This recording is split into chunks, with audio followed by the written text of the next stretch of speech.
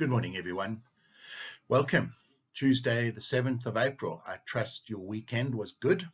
We shared messages of love and support and encouragement with you, and I pray and trust that God certainly did speak to you during that time. He did to me.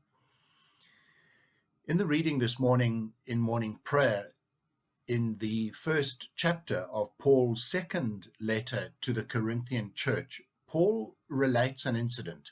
He had meant to visit that church twice, once on his way through to another venue and then on his way back from Macedonia. And yet circumstances had forced him to change his mind. He could not visit them as he had originally hoped. And there were some in the Corinthian church who took this to be an example of Paul saying yes on the one hand and then no on the other, Paul being somehow uncertain. And therefore, perhaps Paul's message, the gospel, was equally uncertain. And Paul refutes this with great vigor. And it seemed to me that perhaps for some of us, we are wondering just exactly what is happening in the world. Is God truly with us? Has God forgotten us? There may be circumstances in our own lives. I know of someone who has a relative who died, and they are probably unlikely to be able to attend the funeral.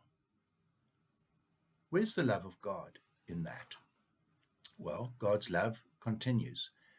And it seemed to me that Paul's message is just as relevant for us. God doesn't say yes on the one hand, whilst he's already planning the no on the other. God's word stands forever. And so when God said he loves us, he means that, and he always will. Also, when God says, obey my commands, read my word, develop your relationship with him, he means exactly that.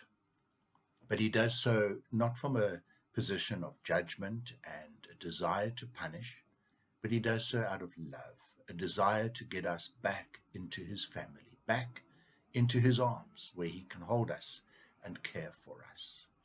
And so, as has been a common refrain in all of my messages to you, this question: what is your relationship with God like? How deep is that relationship? Dear friends, use this opportunity. It is Lent. We are forced into a lockdown. Use the opportunity to ask God, what is my relationship with him like?